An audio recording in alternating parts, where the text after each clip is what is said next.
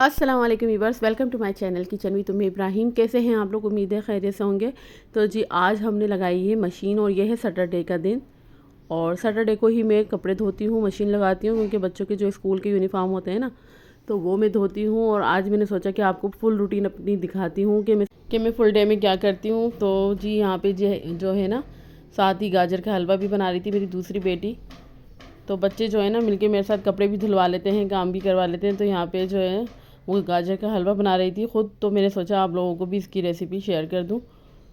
तो यहाँ पे उसने गाजरें छील के और वॉश करके कद्दूकश कर ली थी। तो अब इसे हम कढ़ाई में डाल रहे हैं। और जो हमारी गैस है ना वो भी चली गई थी।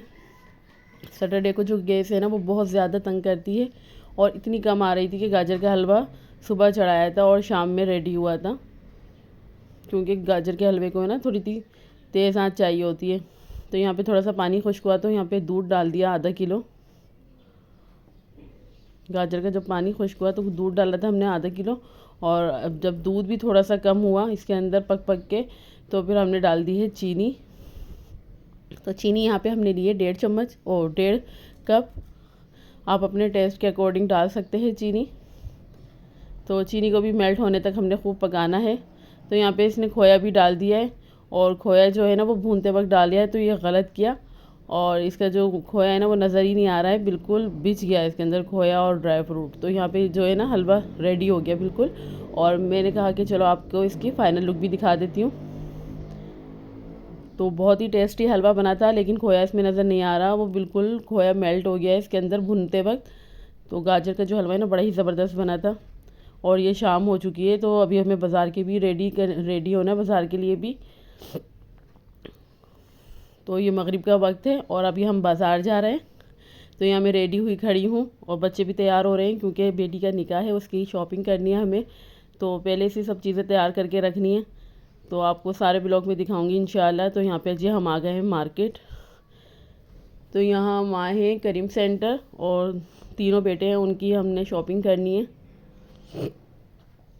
तो उसे जो है ना मेरे बड़े बेटे को कम ही चीज़ें पसंद आती हैं, तो पूरा उसने हमें मार्केट घुमा दी। फिर उसके बाद ऑर्डर दिया, तो उसे एक कोट पसंद आया था, ये वाला कोट इन्हें पसंद आ गया था। तो हमने थीम रखनी है एक ही बच्चों की। तो सबसे पहले बड़े वाले को पसंद करवाया, फिर हमने बच्चों के, छोटे बच्चे तो ले ही लेते हैं कुछ भी उनको दिला दो, तो फिर हमने छोटे बच्चों के लिए भी उसी की मैचिंग का ले लिया था। और यहाँ पे हम जूते भी देख रहे थे उनके लिए, तो जूते इतने ख़ास अच्छे नहीं लगे यहाँ पर, तो वो हम जाएंगे दूसरी जगह। बच्चों के कपड़े वपड़े बस देखे हमने। और इस शॉप के जो कपड़े थे ना वो बहुत ही अच्छे थे, एक दाम होते हैं इनके, लिखा हुआ भी होगा आपको नज़र आ रहा है। तो अच्छे कपड़े थे, हमने बच्चों के लिए। और फिर यहाँ पे स्मार्ट वॉच ली। छोटे बेटे को भी बस हर चीज़ चाहिए होती है, जब भी कहीं जाता है ना कुछ दिख जाता है तो बस ये मुझे दिला दें, पीछे पड़ जाते हैं बच्चे, तो ऐसे ही होते हैं। फिर हम यहाँ पे तारिक रोड के लिए निकल गए, और यहाँ से हमें ज्वेलरी लेनी थी निकाह के लिए,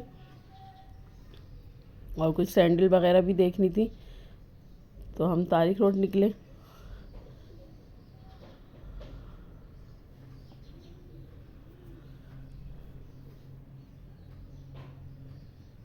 और निकाह की तैयारी है, ऐसा लग रहा है जैसे शादी हो रही हो, क्योंकि ना खूब तैयारियां चल रही हैं हमारे घर में।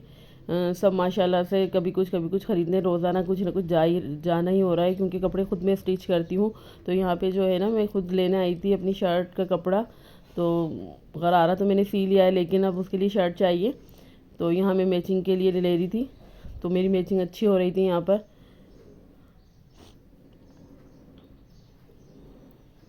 और फिर मैंने ज्वेलरी भी देखी, तो ज्वेलरी भी हमें पसंद आ गई थी। तो हम इधर ऑर्डर दे रहे थे ज्वेलरी का, क्योंकि जो कलर की वो मैचिंग, वो कलर वगैरह करना होता है ज्वेलरी पर, उसके लिए हमने ऑर्डर दे दिया था।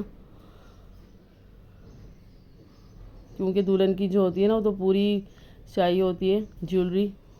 हमें ज्वेलर समझा रहा था कि आपको इस तरह से करके दे दूँगा, इस तरह से करके दे दूँगा। तो इन लोगों को ज़्यादा आइडिया होता है कि किस तरह के कलर लगा के देंगे, जैसे हमारे सूट की मैचिंग के। तो अब हम इसको समझा रहे थे और ये हमें समझा रहा था।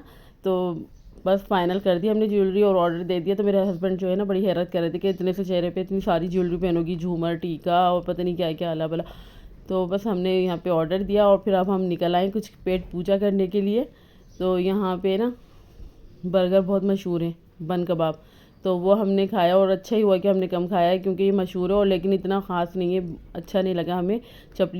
वो था चपली बर्गर और चिकन बर्गर कोई ख़ास नहीं लगे। तो हम आ गए यहाँ पे अब दोहरा जी, और यहाँ पे हमने सोचा कि वो मेमनी खौसा खाते हैं। तो मेमनी खौसा मेरा बेटा कहने लगा कि मम्मा हुसैनाबाद का ज़्यादा अच्छा होता है, तो हम हुसैनाबाद की तरफ चले गए। यहाँ पे हमने फिर कॉर्न डॉग खाया और कॉर्न डॉग लिया था, मेमनी खौसा लिया। बड़ा ही रश होता है सैटरडे वाले दिन हुसैनाबाद में। तो यहाँ पे हमने कॉर्न डॉग लिया, हमने कहा चलो एक एक चीज़ ट्राई करते हैं सब जगह से। तो ये भी बस सही था क्योंकि इतना गर्म नहीं था, उसने पहले से बना के रखा हुआ था। और फिर हमने मेमनी खौसा लिया, फिर गोलगप्पे भी खाए। माशाल्लाह इस दिन हमने हर चीज़ ट्राई की, हर जगह की।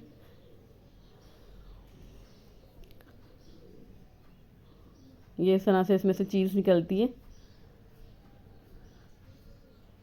तो आगे भी आपके साथ ना अपनी वीडियो शेयर करूँगी, कपड़े वगैरह जो मैं लेकर आई हूँ। तो ये मेमनी खौसा भी बड़ा मज़े का था। तो फिर जी अब यह है दूसरा दिन, और यहाँ मैं बना रही हूँ चिकन और चने की दाल और आलू के कबाब। तो ये मैं बच्चों के लिए बना के रख रही थी, क्योंकि दूसरे दिन बच्चों का स्कूल था मंडे को। तो ये मैं संडे वाले दिन बना के रख रही थी बच्चों के लिए कि बर्गर वगैरह में डाल के दे दूँगी, या ब्रेड में, या फिर रोल पराठा बना के भी दिया जा सकता है।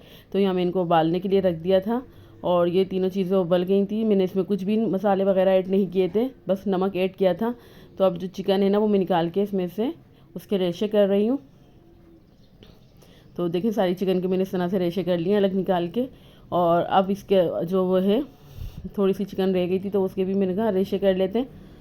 और अब जो वो है आलू और चने की दाल, उसको है ना हम मैश कर लेंगे, मैशर से इस तरह से मैश कर लेंगे।